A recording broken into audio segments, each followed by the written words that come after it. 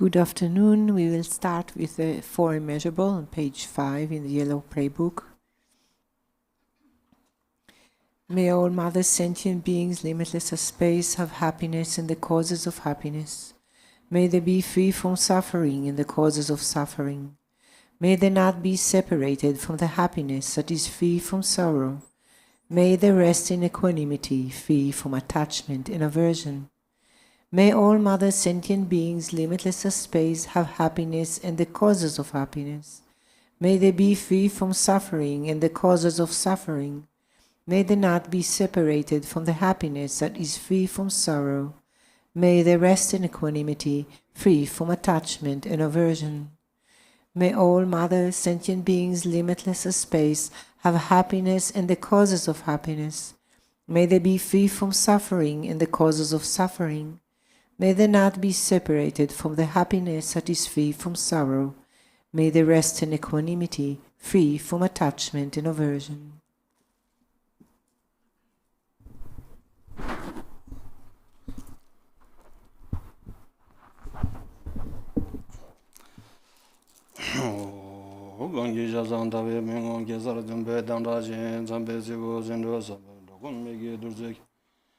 Jedama gune gyure jeda songe konja be duam be ma garbe jabe dring dalo ye zoro yonde songe gonda nyana ya gande songe gonda no be go be la me jabla so ne lu do ba ye ware ji nge lo de du lo re no dam mar me je ma jamba da dra sha ya do thane nyame ren je ba jiden songo jala go ja za gonda ju ju dong ye jiden ne de shek lo mra gi ro ga so da deng de dam be chu ye jabe Zambradaba Damjandri Shin, Amol Hai Gedan Ludan Jinge, Dubum Dada Mi Genan, Akungi Dagi Tamjagi Dagi Chudendo.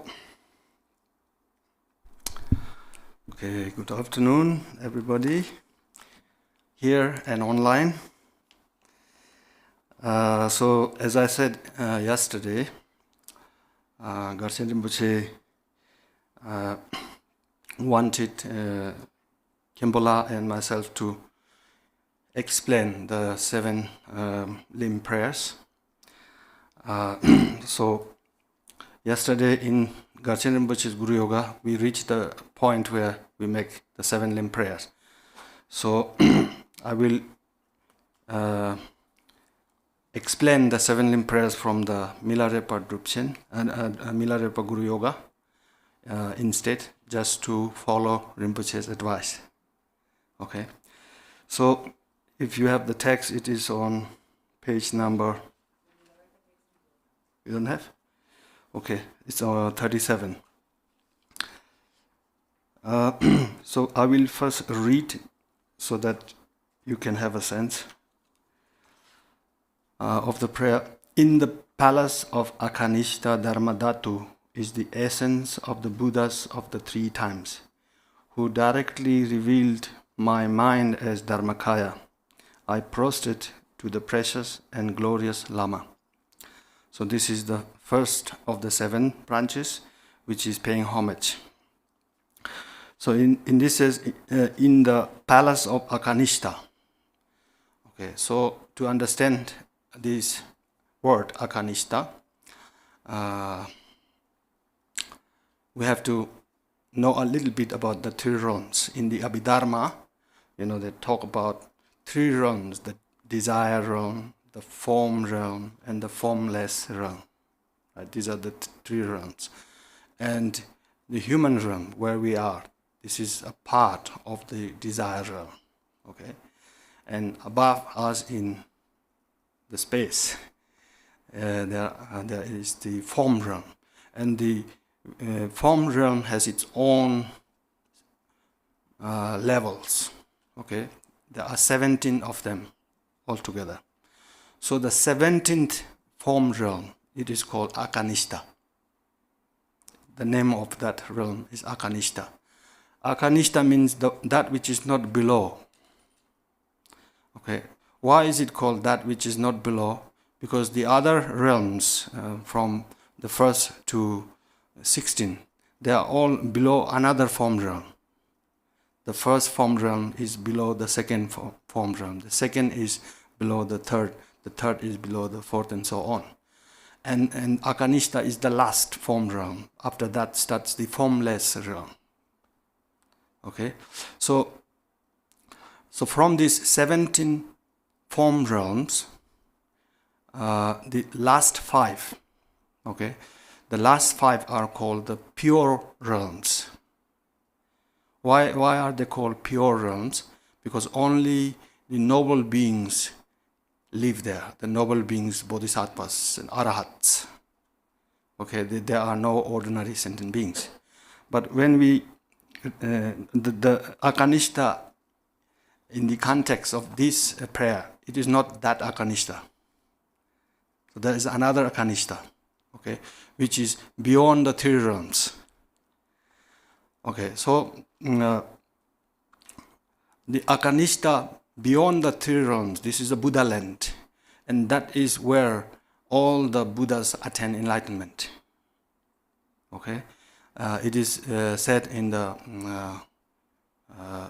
teachings of the Buddha that in the desire, form and formless realms, the Buddhas do not attain the ultimate enlightenment. Ultimate enlightenment is attained in Akanishta Buddha land. So, in this, there is the glorious Lama.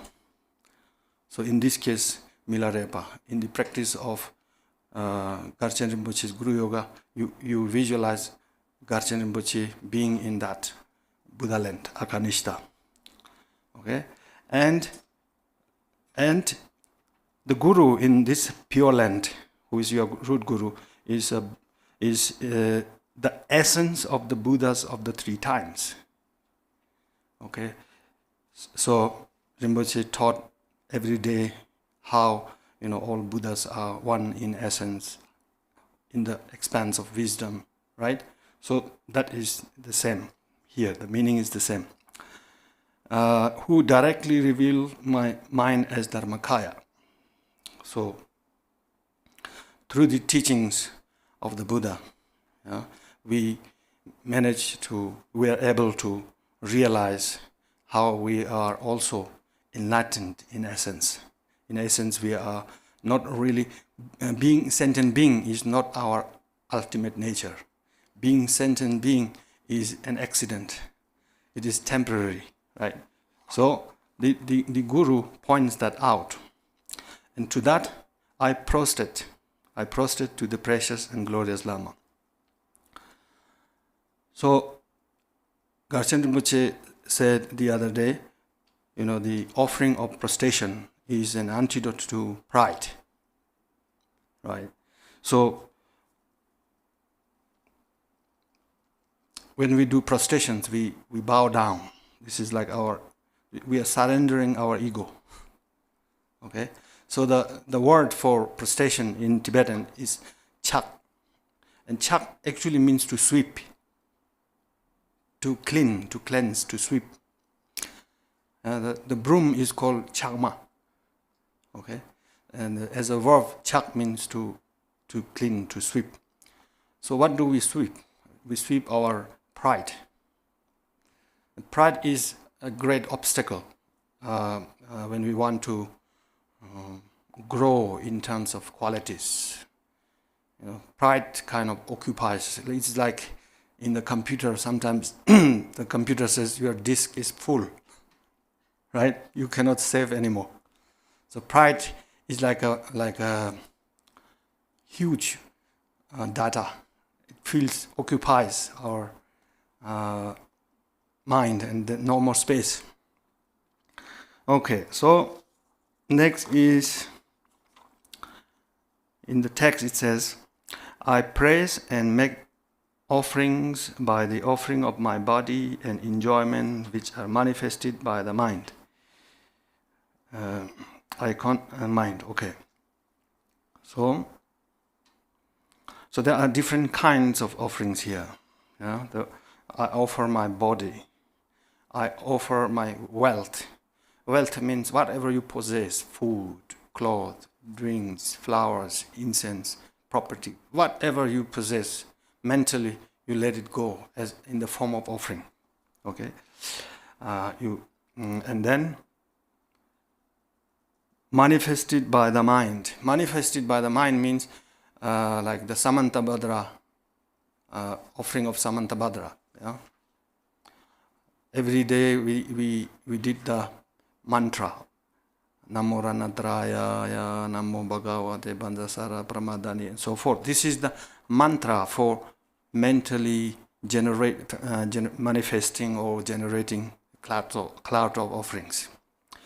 Okay, so the other day, Garsen Rinpoche explained, when we do the mudra, we visualize that from our hands, the goddesses belonging to the 5 Buddha families manifest and multiply and fill the whole universe, carrying offerings of flowers, incense, lamb, perfume, food, music, and so forth. And this is, as Rinpoche said, this is an antidote to stinginess. It actually opens our heart.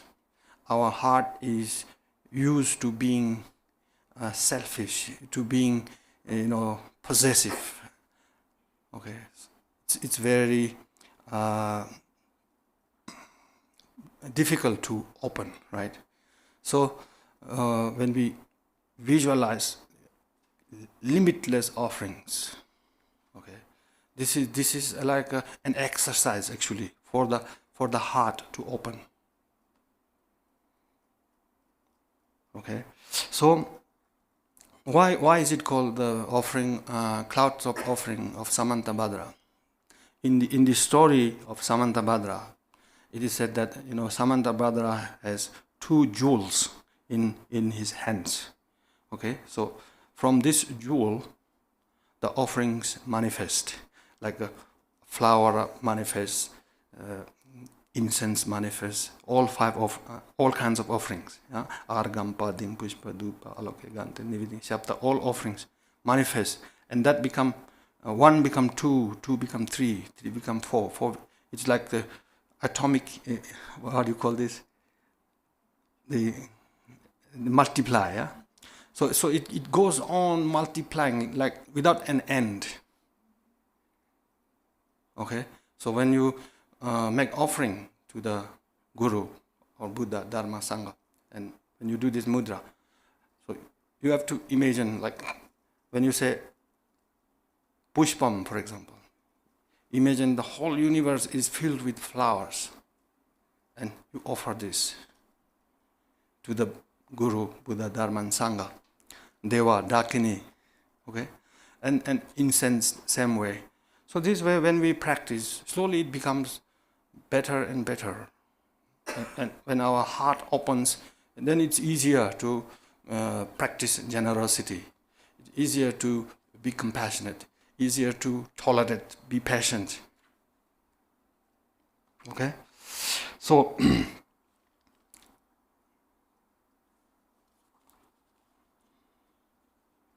that is manifested by the mind, yeah? Offering manifested by the mind. And also, at the end it says, I praise. At the beginning it says, I praise. So it's usually, that is the problem to explain, because the languages, yeah, English and Tibetan, they are like opposite. So in the Tibetan, I praise is at the end. In the English, it is at the beginning. So you first make offering, and then you praise. For example, in the case of Milarepa, one of the praises is, in the darkness of the north of Tibet, in the north, you are like a sun shining on the peak of a glacier. You are the one who brings joy upon hearing about him, Milarepa. Okay. To you, the great being, I pay homage and praise. So like that. Okay. So in most of the sadhanas, there is 1 or 2 or sometimes more verses of praise. So the praise is also part of offering here. Now then it says, I confess each of my past evil deeds without exception and resolve to do no other in the future. So now this morning, Garse Rinpoche said that we have only one mind. Yeah? So either we give it to the ego or to bodhicitta. If we hand it over to the ego, then we will happily remain sentient being. But if we offer it to bodhicitta, we can become enlightened. Right? Same way in the case of negative deeds, we have only one mind. That mind commits a negative deed. Now, if you want to correct that, that very mind has to do something, right? So what can it do? The most important factor for purifying for the mind to its own mistake is regret. Regret. But regret doesn't mean blaming yourself. Okay? The regret should be accompanied by compassion. Compassion for yourself. Right? You have sided with, or we have rather sided with our ego and kept ourselves roaming in the 6 realms of samsara for eons. Right? So therefore, the Buddha says, one should be loving oneself as much as one should love others. So regret doesn't mean like you feel take the blame and criticize yourself, and self-loathing is not the meaning. Regret means that was negative, that was harmful for myself, that was harmful for my friends, my family, for others. So I will try my best, resolve to not repeat. Okay. So then, when that same mind regrets, then there is less chance to repeat. That's how the purification is possible. Like I'm sure in the Vajrasattva practice there are 4 powers, for purifying negative karmas. One of them is regret. Sometimes they translate as remorse. It's the same, okay? Remorse is the most powerful antidote. And then, in addition to that, you need the support of the deity, Vajrasattva, and the mantra recitation, and the conviction to not repeat, okay? So you confess in your mind, okay? And then it says, and resolve to do no other in the future. Yeah. So this is one of the 4 antidotes already.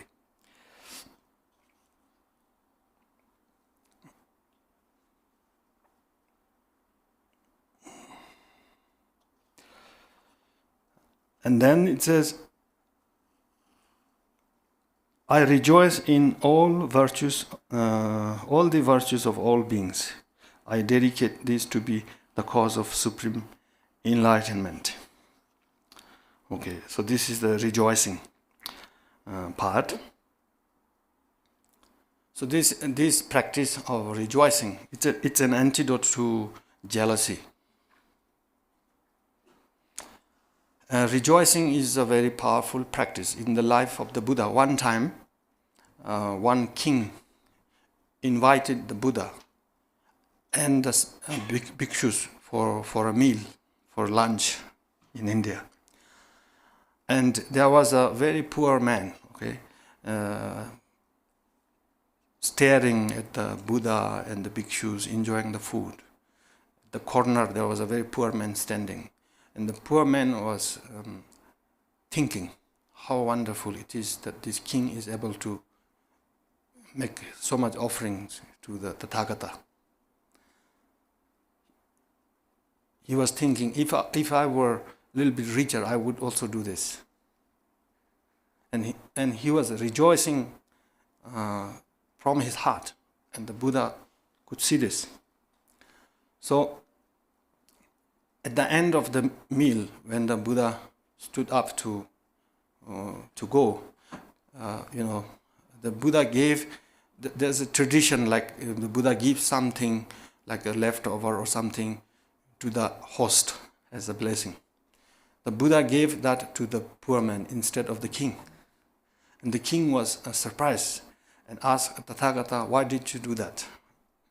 I am the host, right? I offered you the food. He was not upset, but he wanted to know why. He said, the merit for rejoicing is equal to the merit of actually offering. Okay, so if somebody is practicing compassion and if you rejoice, you earn equal merit. If somebody is giving, instead of being jealous, if you rejoice, you accumulate equal merit, equal to that person. So therefore, jealousy is very destructive. Rejoicing is very powerful. Okay, so and then also you dedicate it from your heart.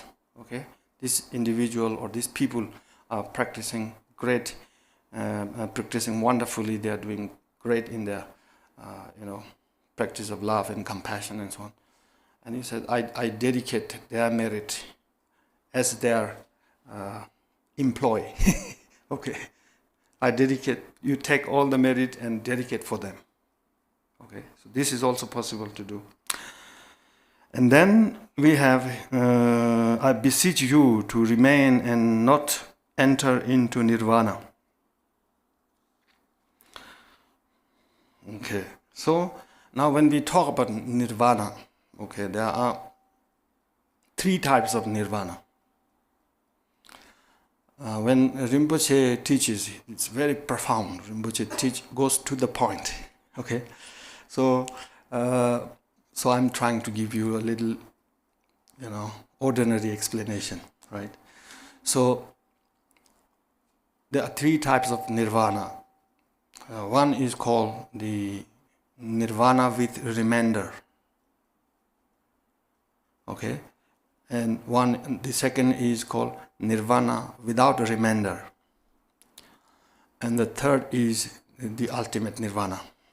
Okay, so which we call the unsurpassed, perfect and complete Buddhahood. That one is the third. So the first 2 nirvanas are, the nirvana attained by the arahats. It is the same as arahathood. Nirvana, arahat. Arahat is the individual. Yeah. So nirvana with remainder means, suppose you practice, listen to the 4 noble truths. Okay, you follow the 8-fold paths, and you understand the 12 links of interdependence, and you meditate on shamatha, stabilize your mind, and on the ground of that, on the basis of that, develop special insight. And through the special insight, you observe your body, feeling, mind, and phenomena. And as you observe that, you realize that all these lack any self, any true identity. You realize the selflessness of person, the first of the 2 selflessness. So when you fully realize that, you attain arahat. But you still have the body from your past karma. Okay? So that is the remainder. Remainder means, at the mental level, you are an arahat already. But you are still carrying the consequence of your previous karma. And when you leave this body behind, then you attain the second arahat, nirvana, which is without remainder. You do not have a physical body. Okay, you are free from the cage of the physical body. The body we cherish, right? The body is very important for ordinary beings, but actually the body is the suffering. Because of the body, we need a house. Because of the body, we need a fan. Because of the body, we need a country, and we need medicine, war. We need, makeup, soap, water, right? So the body is the epitome of suffering. His Holiness the Dalai Lama says the body is like a machine for creating excrement. You put food and it gives you that, right? So this is again not to. Nowadays it's very sensitive. Yeah? Some people, if you say like this, then they start hating their own body. It's also not the point. The point is to free the mind from fixation. Yeah? But this same body can be used for the Dharma. Like because you have a body, you can sit and meditate, you could listen to that. So there are a lot of positive sides too. Okay, so you have to see the context. So nirvana without remainder means the actual state of arahathood. Okay, so and then the third nirvana is taught in the Mahayana path, like in the Tantrayana, in the Mahayana. Okay, so this is called the Samyak Sambuddha. Samyak means perfect. So why the other two arahats are not called perfect? Because the arahat, they are free from the grasping at the individual self, but not free from grasping at the self of phenomena. They still have some defilements left to abandon, some realization to attain. They're free from samsara, but they're in between the ultimate nirvana and samsara. So therefore, the state of arahat is sometimes described as an island. So when you go on a long journey, it's very exhausting, right? So if you find an island, then you want to rest for a few days. So the state of arahat is like in America you have this rest area or what, something like that. So anyway, so now the arahats, when they attain the nirvana without remainder, they have no interest in coming back to samsara for the benefit of all sentient beings. The path also is not designed for that. They practice without bodhicitta. That doesn't mean they do not have love, they do not have compassion, right? They have tremendous love and compassion, but they do not have at the level of bodhicitta. Okay. In the Mahayana, the attainment of nirvana is for the benefit of sentient beings. Okay. The arahat is attained for one's own liberation. Therefore, it's called pratimoksha. Prati means individual, moksha means liberation. Individual liberation. Okay. So now requesting the Lama, please don't decide to retire and disappear in nirvana. Okay? Keep returning to samsara for the benefit of all sentient beings. Remain in samsara for the benefit of all sentient beings. Of course, it is the Lama's commitment to remain in samsara. Even if we don't pray, the Lama will remain. But when we supplicate like this, when we request like this, then we accumulate a lot of merit for that. Okay? And then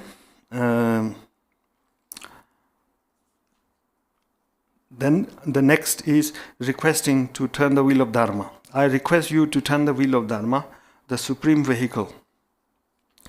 Okay, so the supreme vehicle, there are three vehicles, right? The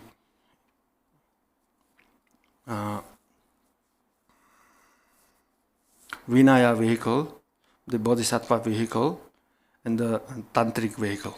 So these are the three vehicles. And among the three vehicles, the tantric secret tantra is the highest vehicle. So you are basically requesting the Lama to remain in the world and turn the wheel of Dharma, particularly the wheel of Dharma of the most, excellent, highest teaching, such as Mahamudra about Buddha nature, like Karchen Rinpoche taught this morning. It was wonderful, right? So, and then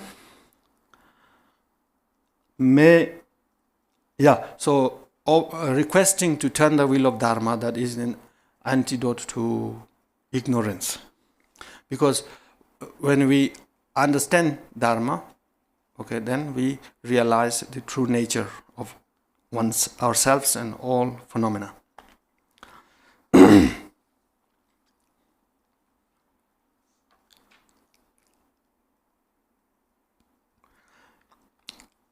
May I perfect the impartial love and compassion. Please grant the magnificent blessings to realize the transcendent wisdom of the ultimate co-emergence directly as realized by all the Buddhas and Bodhisattvas.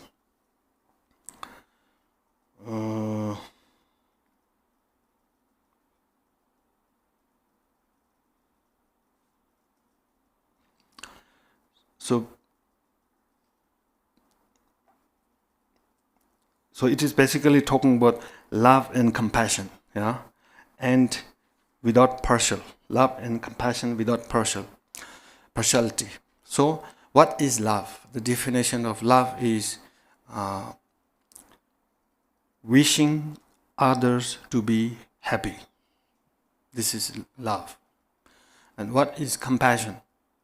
Wishing others to be free from suffering. That is compassion. Okay, so love and compassion, they are complementary. If you love someone, it is very easy to be compassionate to that person. So love is the friend of compassion. Okay, so Jigten Sumgon gives a very beautiful example of love. We all talk about love, compassion, but we don't really. A lot of times, a lot of people don't know really what it is, right?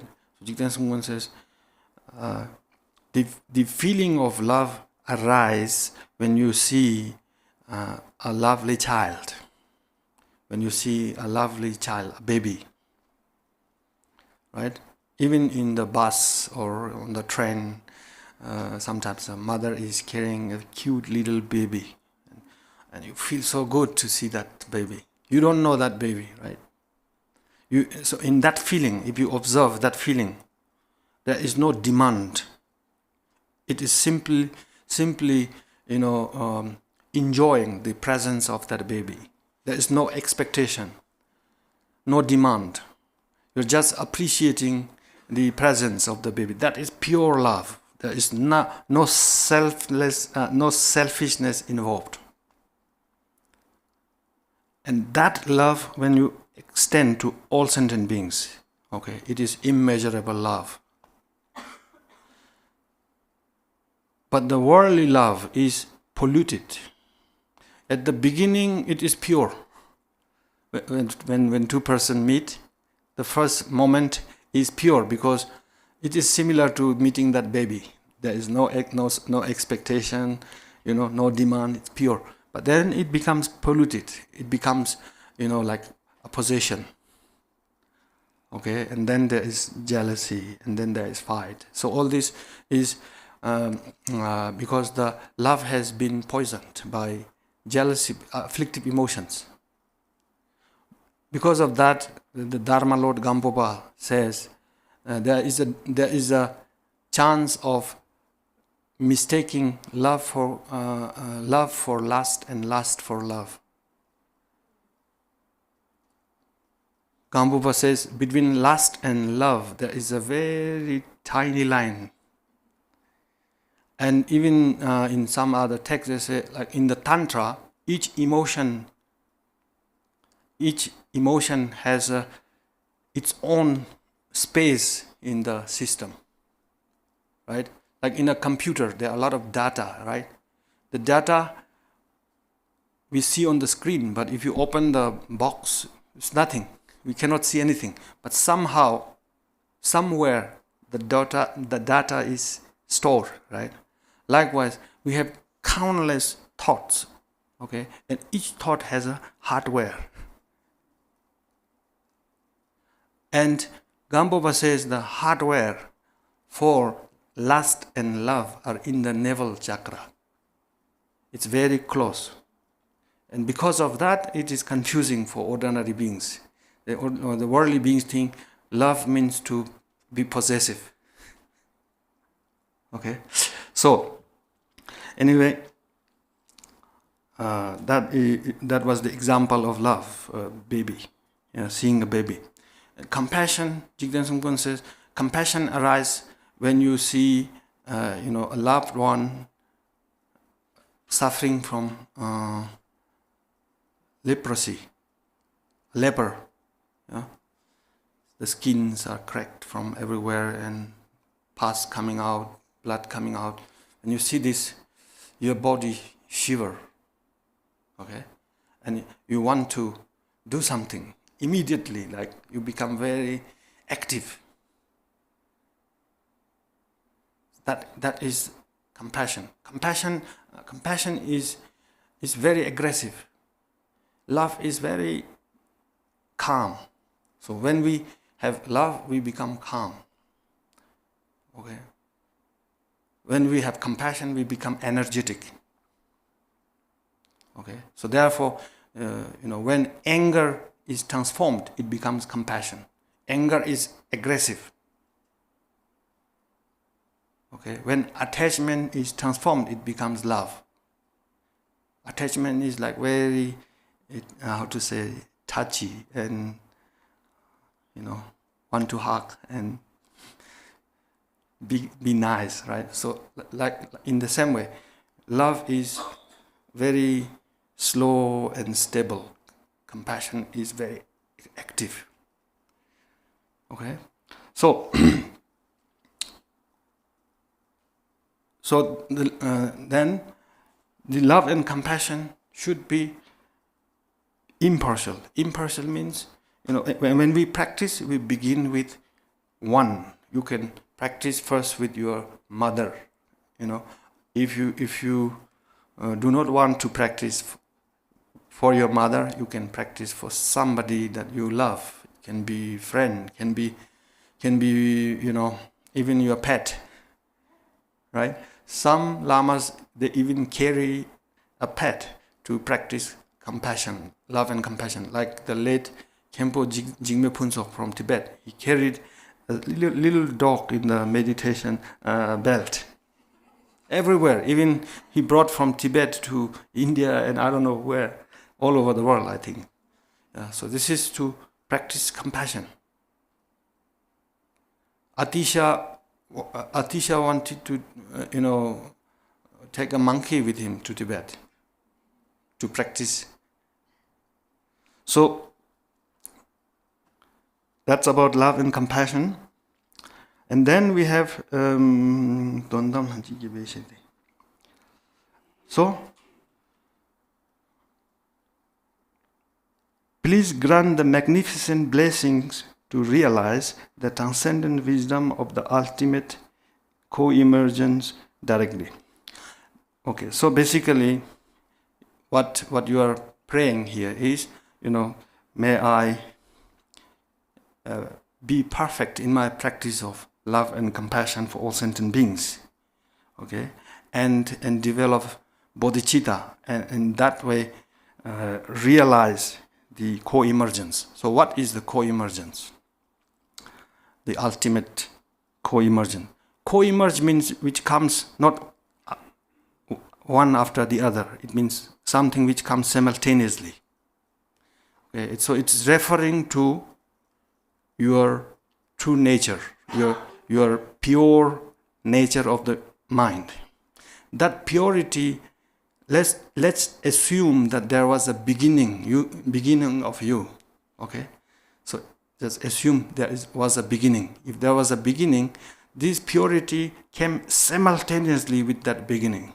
It is not that in the first moment you were something and then this purity came later. If it comes later, then it is acquired. Okay? If it is acquired, then it is artificial.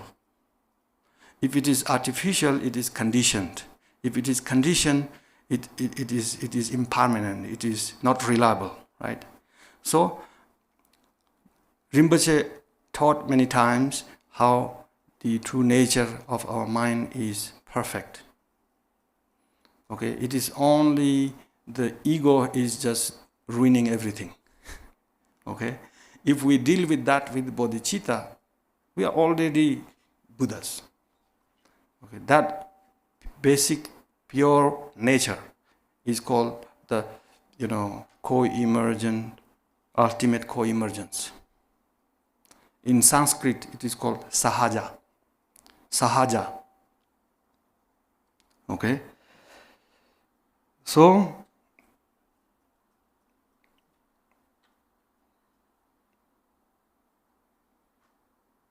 what does that mean? That means all the dharma practice that we do, it is not that we are trying to, we are not Buddhas and trying to turn ourselves into Buddhas.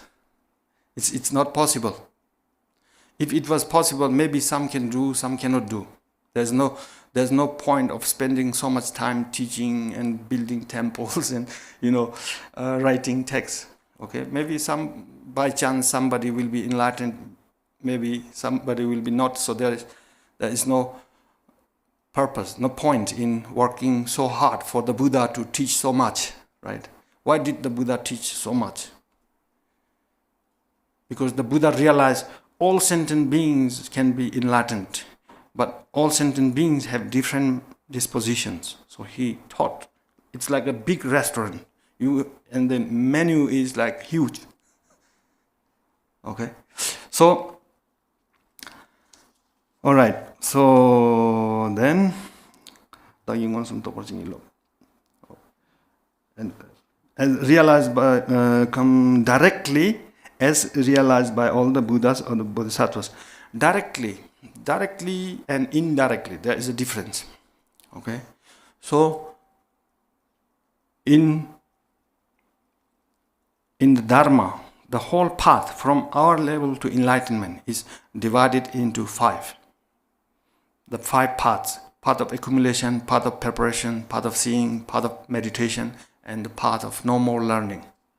So it's like class 1, class 2, class 3, class 5.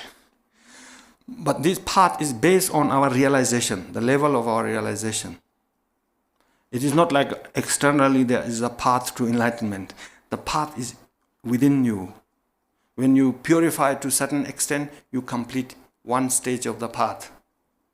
Okay, so the path is the actually you have the co-emergent nature, right? Pure nature. So as you practice love and compassion, this pure nature comes out of the defilement, like the moon coming out of the cloud. So when it comes out to some degree, it is one path. Then some more second path, and some more third, some more fourth, some more fifth, and completely come out of the cloud, it is enlightenment. So the Dharma is to remove the clouds. It is not to create the sun. The sun is already there. Okay.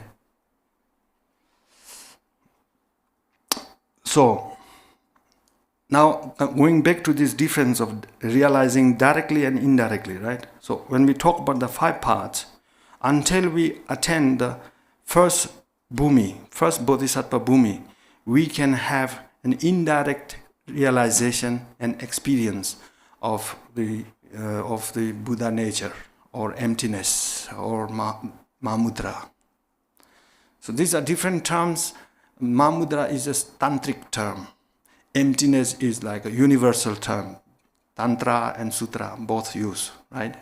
and you can also call Dzogchen, whatever. It's just a name. All right. So on the path of seeing, when you attend the bhumi, then it's direct seeing. Direct seeing means it's not like, for example, right now, when we hear the teaching about Mahamudra, and we have some idea about it, right? It's like intellectually we have some idea, some understanding. It's not a direct knowledge. When you attend the first bhumi, you have direct,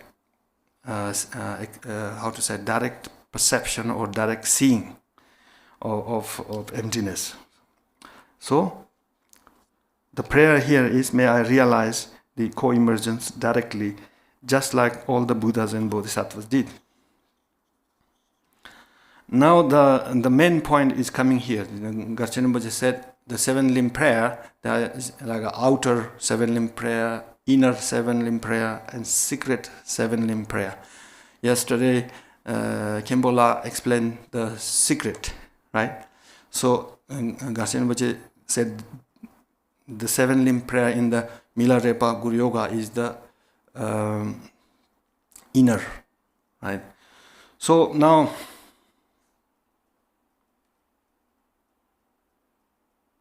so when the time comes, please remind me, okay?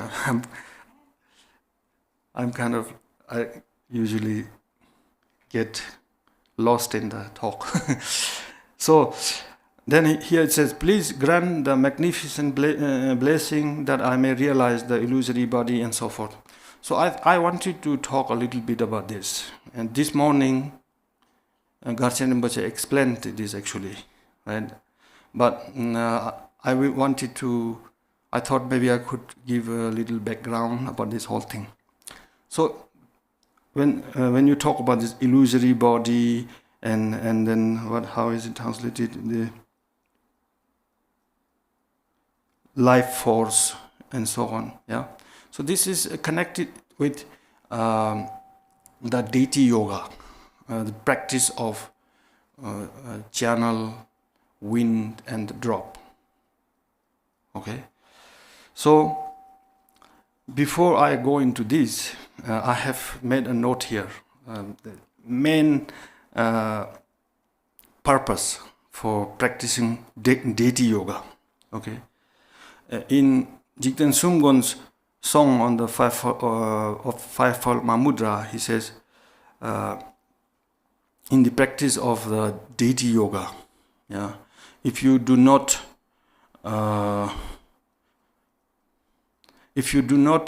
settle on the unchanging base, okay, if you do not settle yourself on the unchanging base, then the retinues of the dakas and dakinis will not gather. So he is talking about a base which is unchanging. So what is the unchanging base? Unchanging base is your body, speech, and mind are Vajra body, Vajra speech, and Vajra mind. Okay? So that does not change. Even if you remain a sentient being for aeons, basically the pure essence of your Vajra body, Vajra speech, Vajra mind remains intact. A gold may remain in mud for aeons. It does not turn into mud. Likewise, the body, speech, and mind, the deities, you visualize yourself as a deity, right? So when you visualize yourself as a deity, your body is a body of a deity. Your speech is a speech of a deity. Your mind is a mind of a deity, right?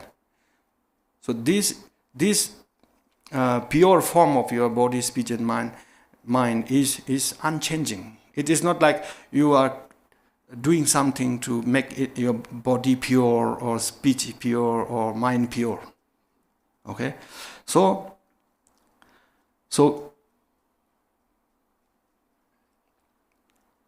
likewise, our body, ordinary body, it is like a dirty cloth.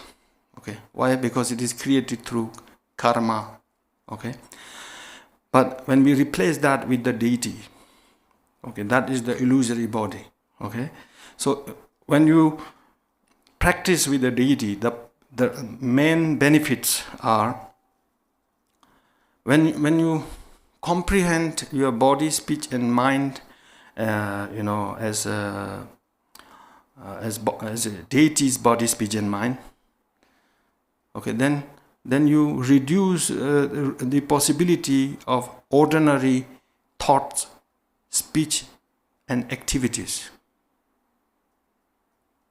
Ordinary means negative speech, negative action, negative thoughts. This is first. And then in the deity yoga, you see everything as pure. All the trees, water, the elements are mamaki and so on. They're names of deities. All appearances are,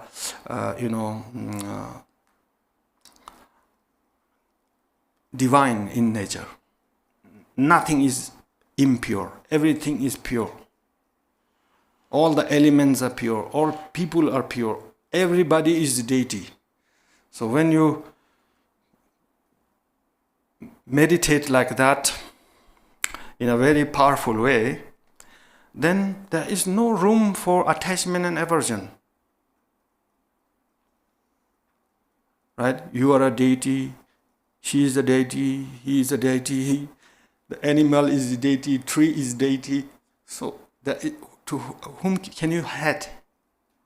There is no object of hatred. There is no object of attachment. Attachment and aversion happens when there is discrimination. Right? This person looks better than me, more beautiful than me, and jealousy. Right? And this person is lower than me, inferior to me, and then ego. So all afflictions arise when there is discrimination in the psyche. So when you practice the deity yoga, everything is pure. You cut the source of all negative thoughts. Okay? This is the second. And then even when you are in the post-meditation, even when you are not doing the meditation, like Rinpoche said, in the Guru Yoga, Jigten Sumgon, after giving the 4 empowerments, dissolve in your heart, and then you meditate on Mahamudra, and then Rinpoche hit the bell again, and he said, and emerge a hung, and then this hung you carry everywhere without forgetting, right? So, likewise in the post-meditation, when you remain, in the sense of being a deity, when you maintain that kind of mindfulness, then that is a continuous, process of remembering the Buddha. You are remembering the Buddha all the time.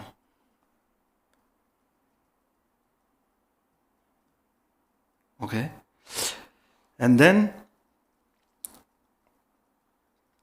when you see everybody as a deity, then whatever you give, it is an offering to a deity. Yesterday, I said, if you visualize yourself as Vajra Yogini, for example, okay, and somebody offers you food, you eat it. It's an offering to a deity. Okay? So therefore, when you practice, when you give something, it is like giving something to Buddhas. And at this point, I remember now a nice story about Jigten Sumgon. When Jigten Sumgon first met Pakmadrupa was old, already quite old, like Garchen Rinpoche, he had a stick. Okay? And when Jigten Sumgon appeared, he was very young. He was the youngest disciple. Okay? And Pakmadrupa was always saying, my last disciple will arrive. Okay,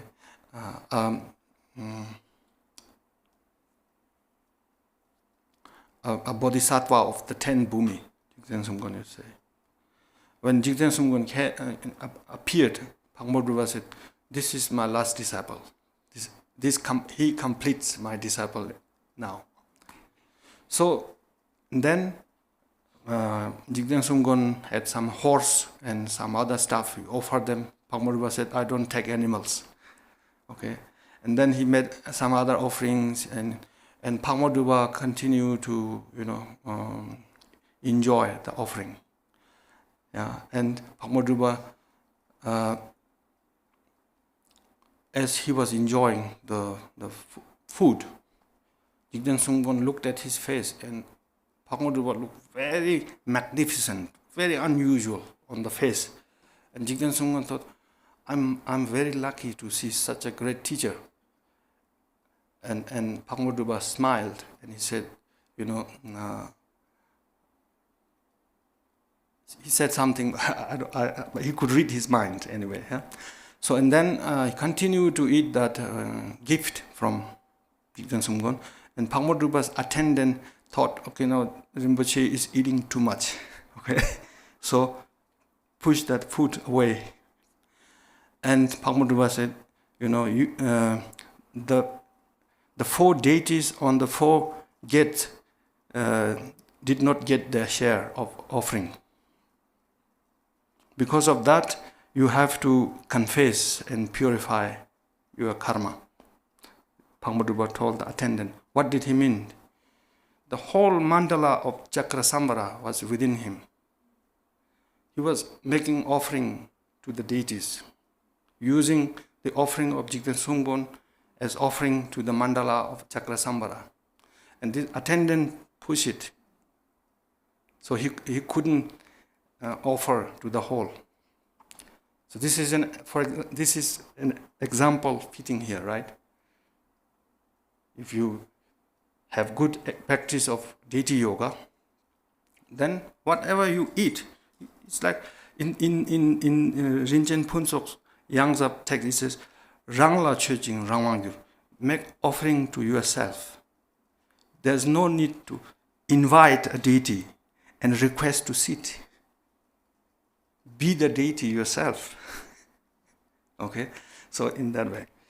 Now this is a little bit about the deity yoga. Now coming back to the illusory body and so on. So it is very complex actually, this topic, but I will give you some idea. Okay, I'm sure all of you, most of you practice a deity, right? Let's assume Vajrayogini. So when you practice Vajrayogini, your body is not a body of flesh and bone. It's a body which is vivid, but without any physical substance. It is not like solid. It is like a body made of light or body of a rainbow. Yeah. So therefore, it is vivid, it is clear, and at the same time, it is empty. Okay. So therefore, it is called a body of illusion, illusory body. The illusion, the person who creates illusion puts some sticks together and then you can and then put some mantra, on your eyes, and then you see those things as an elephant or a person or as a horse. Okay, it's very clear, but there is no real horse to hold. Likewise, the deity that you visualize is clear, but at the same time it is not solid, and you cannot grab it. Okay, so this is the illusory body, and then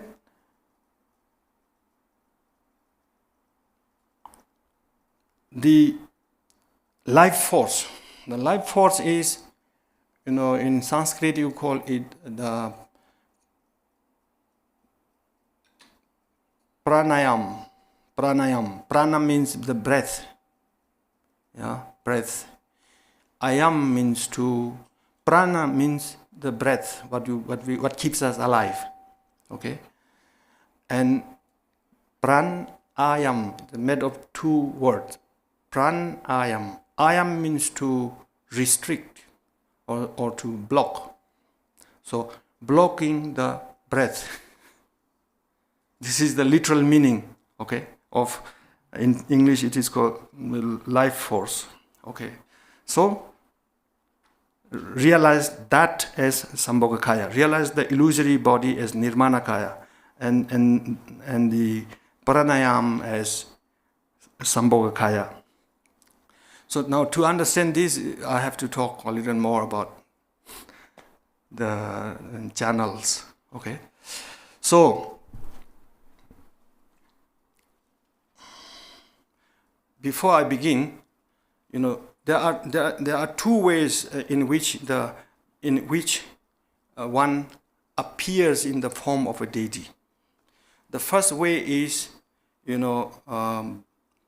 by making efforts like we do usually. Visualize a syllable and it transforms, and rays of light and comes back, and then slowly we emerge in the form of a deity, right?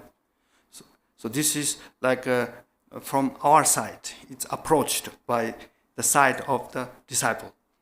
The other one is the deity emerging on its own, from its deity's side.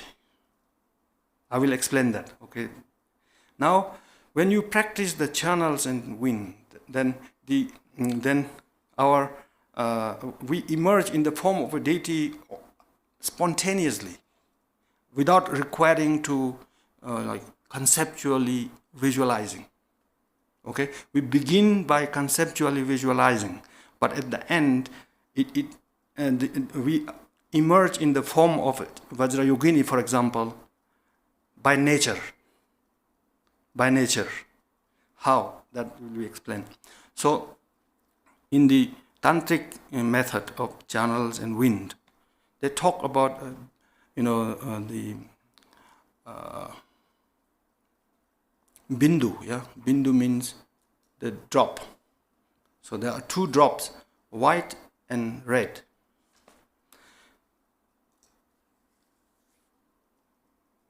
So in our body, there are four drops. Okay, red and white together with the wind energy in the forehead, throat, heart, and navel. 4 drops. Now these drops, they are very important. When they are in the impure state, okay. For example, the drop on the forehead, okay. In its impure state, it creates the appearance of impure things. The impure appearances are engineered by this drop appearance. Then the drop in the throat, in its impure state, it is the source of impure speech. Impure speech. In the heart, there is a drop, red, white, wind together. In its impure stage, it is the source of sleep, remaining unawake. Okay, so, and then in the navel there is this drop in its impure stage. Okay, it is responsible for the pleasure of releasing the drop. Yeah, like in the sexual activities, releasing the white drop. This drop creates that pleasure of losing the bindu. So these 4 drops are actually like functioning as the source of our samsaric existence in the impure state. But when you transform them, then the same drop become the reason for enlightenment. Okay? So why they function as a source of impure vision, impure speech, impure sleep, sleep and releasing the bindu? Why they work in that way? It's because of the wind energy not flowing from the central channel. The wind energy is flowing in the rasana, lalana, and all these side channels. It is a little bit like a computer freaking out when there is a virus. Yeah? Then the files open on its own, some files close on its own, some some software disappear, all kinds of things happen, right? But it's all coming from the computer. It's not like outside the computer somebody or something is doing that, right? It is because of something being mismanaged within the computer, right?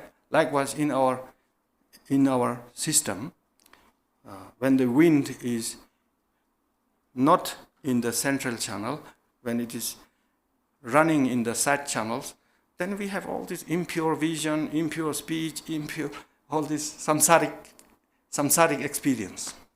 So pranayam, I said at the beginning, pran means breath, yam means to block. You block the wind from going into the wrong channels. When you block, then it goes inside the central channel, from the crown. Central channel starts from the crown, ends at the secret part. So how you do that? Through the Vajra recitation. And also like the 6 yogas of Naropa. So for this you have to rely on an experienced teacher. I'm only giving the idea. Okay, I'm not teaching you. All right. So to practice this, you need an experienced teacher, and of course you have to receive the empowerment, and you need the deity yoga. First, you visualize yourself in the form of the deity, and then through the yogic exercise and techniques, they have techniques, and then when the wind comes in the central channel, starting from the crown, then these 4 drops begin to behave in a positive way. Okay, then the drop at the forehead or crown, now it gives pure visions instead of impure vision. And the drop at the throat, and when it starts to give pure visions, it becomes like Vajra body. Pure speech, Vajra speech. Yeah? Pure thoughts, Vajra mind. Pure thought means wisdom. And then the navel chakra, the bliss of not releasing the bindu. Okay? Does that make sense? The bliss of not releasing the bindu. So this is all because of blocking the side channels and bringing the wind in the central channel. Now the path to enlightenment has become very short if the wind energy goes in the central channel, if you practice continuously. Yeah? So now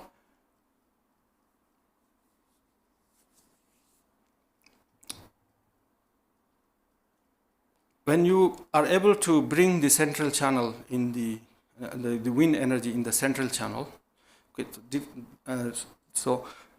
before that I talk about the chakra, the crown chakra.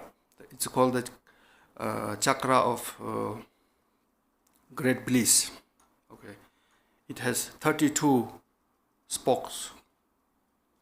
Then then throat chakra. It is called the chakra of Sambhogakaya chakra, complete enjoyment chakra. There are 16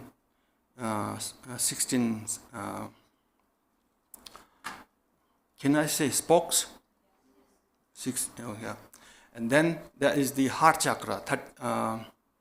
Heart chakra has 32 spokes, I guess.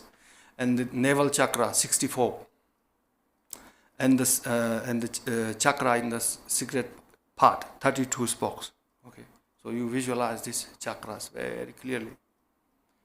And then in the navel chakra, for example, in the 6 yogas of Naropa, in the navel chakra, there is the dhatu. Dhatu means the element of fire. It comes from the mother. Okay, dhatu and the element is different. Dhatu means, like if you have two hands, right? So if you do like this, it becomes hot, right? Or if you scratch two things together, each thing become hot. Why? Because each thing has the dhatu of fire. It's not really fire. You cannot see fire, but it is there. Okay. So you have the dhatu, the fire dhatu in the navel. Okay, so when you bring the wind in the navel and practice, it ignites that fire. That fire dhatu become active. Okay, when the fire dhatu become active, this is called the psychic heat or something. They translate like this, like the navel fire. Okay. So when this is ignited, then it heats up the whole system. Okay, and the white drop that we receive from the Father melt. It melt and come down through the central channel. Okay, so when it comes down through the central channel from the crown. When it starts at the crown, it is called joy. In the throat, so there are 4 joys. Okay, the throat there is another joy. When it reaches the heart, there's another joy. When it reaches the secret part, it's another joy. So 4 joys. It's therefore Tantra is a path of bliss. It is not like a miserable path. Okay, so it comes down. So you have the technique to hold the bindu. So you experience 4 joys, and then from there, with the power of yoga, you take it back. You take it back again. At the navel, there is first joy in the heart, second joy in the throat, third in the crown, fourth. So as it goes up, the whole body becomes filled with bliss. And the bliss is so powerful that there is no room for any discursive thought. It's only the bliss. And the bliss is empty. So this is the union of bliss and emptiness. Okay? So as you practice like this, wherever your actual body, wherever you experience that bliss, okay, that bliss is the wisdom, okay, the wisdom of great bliss. That bliss is actually eating up the body, which is the result of karma. It is kind of consuming. Okay, the karmic body is being consumed by that bliss, and instead your body is turning into Sambhogakaya, okay, and Nirmanakaya.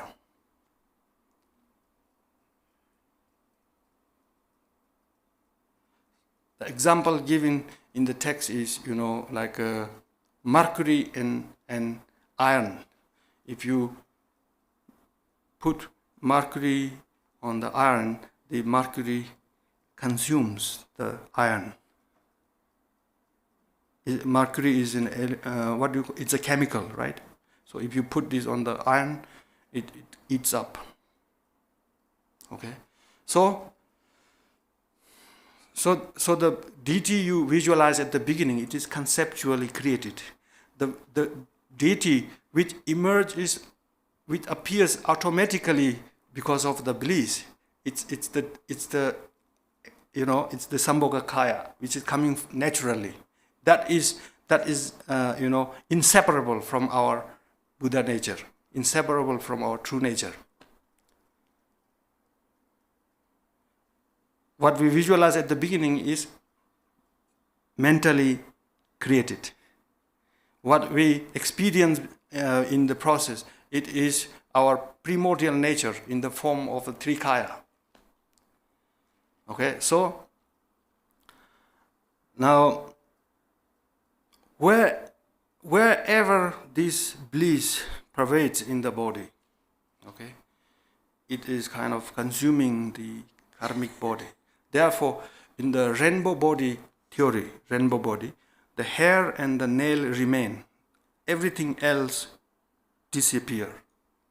Why the hair and the nail remain? Because there is no sensation in the hair and the nail. Wherever there is sensation in the body, this bliss purifies. Okay? And one accomplish the Sambhogakaya and Nirmanakaya and Dharmakaya nature. Okay, so this is the meaning of this thing, like illusory body and life force and yeah. And so when this bliss is experienced, okay, all dualistic thoughts are dropped. And this is the wisdom which can see the co-emergent or emptiness. Okay, so the emptiness is the object. This great bliss is the subject.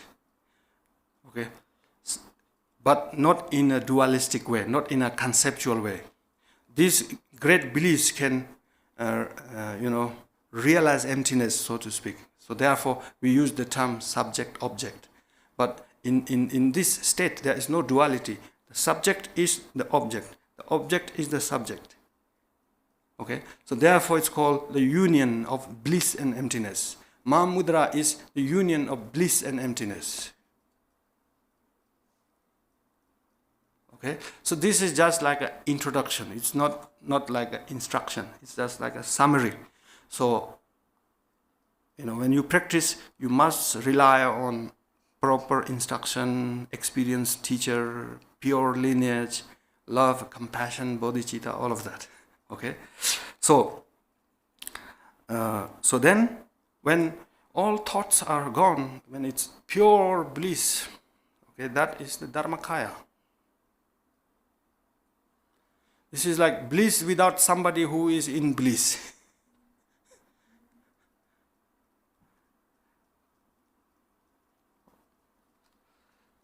So, and then it says, may I realize the indivisible three kayas at the end. Yeah. Yeah. So now, when we talk about the mind, the true nature of the mind,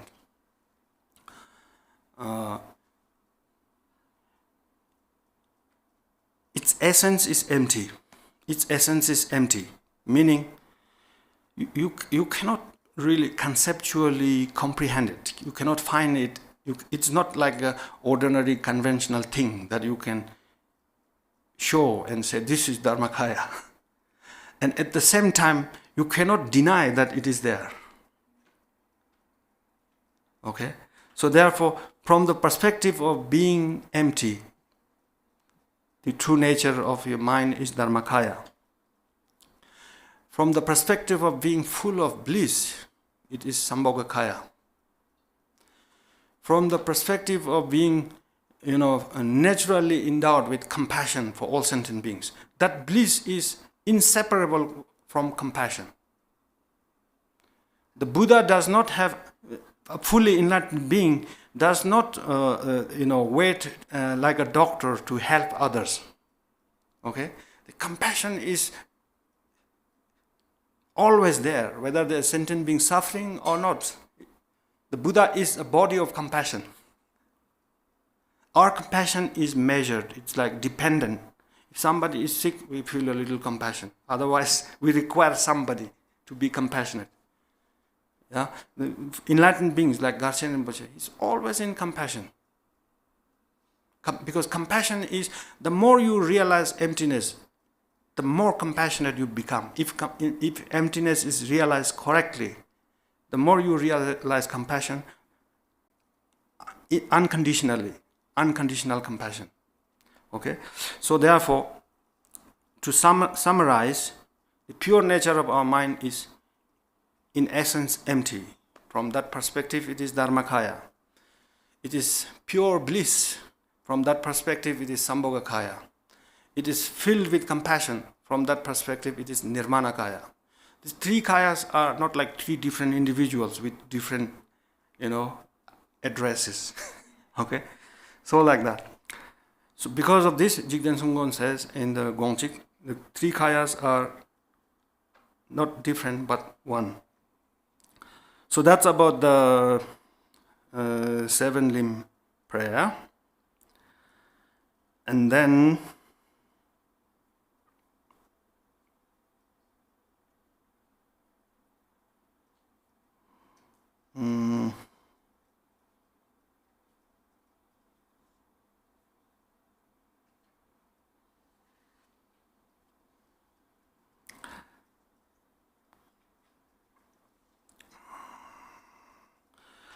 I wanted to, we still have like 10 minutes. I wanted to read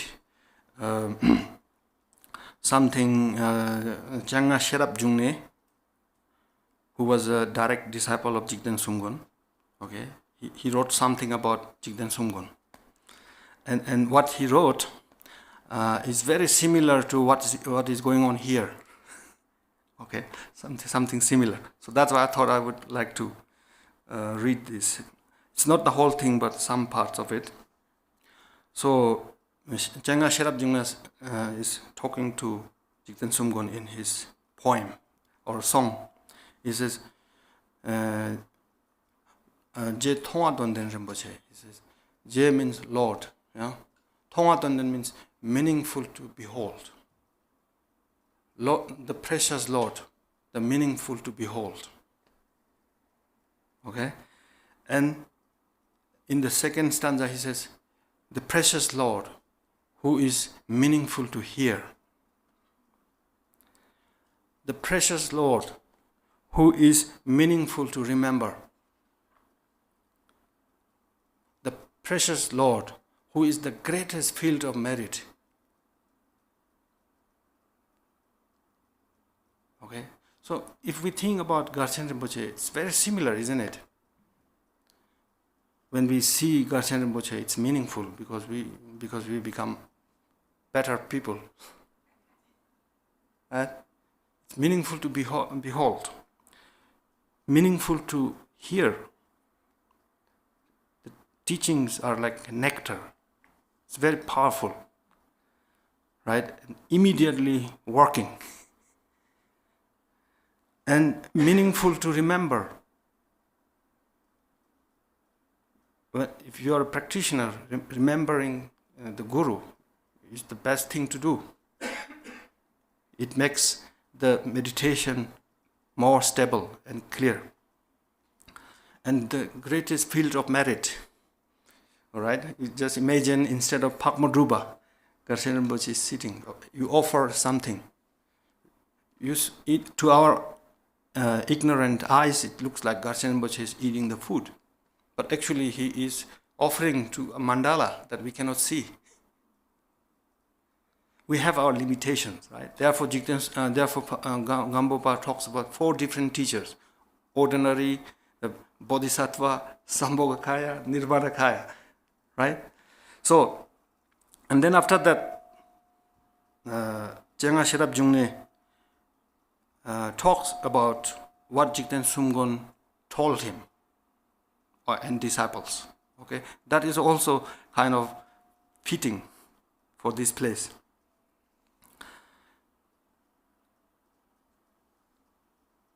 Je Rinpoche Jalgane, it says, from the, literally speaking, from the mouth of this precious Lord. Okay, this precious Lord said, you, the disciples who are filled with devotion. This is Jigten Sumgon telling the disciples. All of you who have seen my face, heard my teaching, and even those who have walked on Lael Tang. Lael Tang means that place where they were living in Digung. Okay, even those who have just simply arrived there. He said, in your next life, you will never be born in the lower realms. Just because of seeing me, just because of hearing me, and just because of being in this place.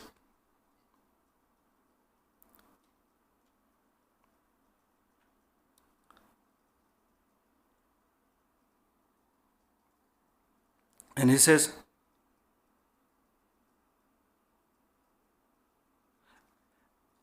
and because of hearing my name, because of remembering me again and again, because of feeling devotion for me, okay, all those who are behind me, following me, around me, okay, they will all be free from the ocean of samsara. So this is like, if we put Karchen Rinpoche in the place of Jigten Sumgon, okay, then all those who see him, who hear him, who have been in this place, we are creating like a very powerful, connection, and we are very fortunate.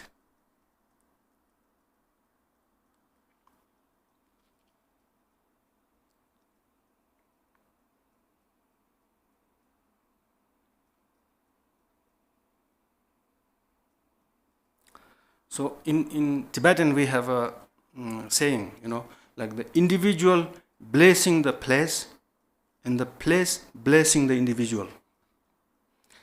This place was just a forest.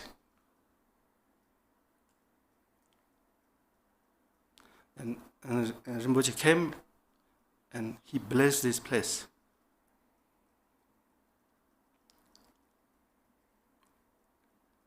And the place is now blessing people.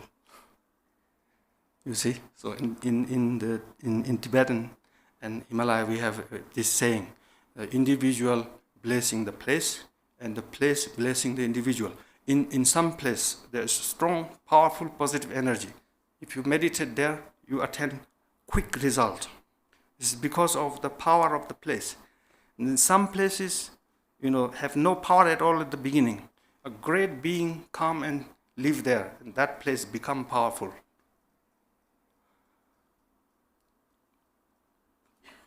So this is applies. This story of Jigten Sumgon is applicable to this place, I felt. So that's why this is not the whole song. I know I just picked a few lines. So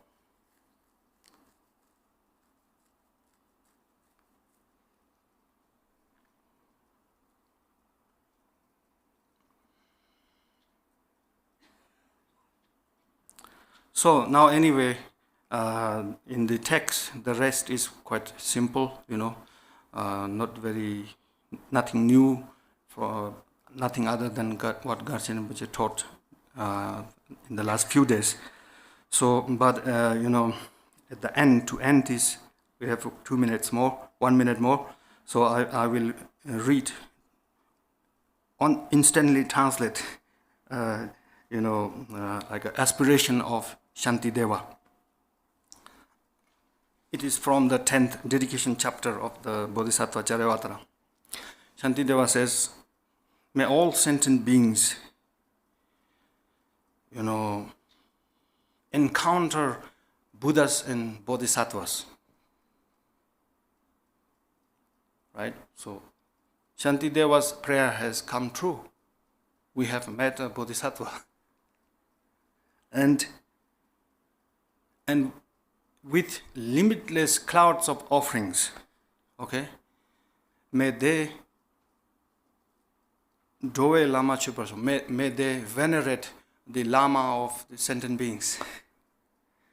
Okay, so this dedication is also very fitting for this retreat. We are doing a lot of Guru Yoga, receiving teachings about the Guru, and this is also Shantideva's dedication. Okay, so we take a break now, half an hour.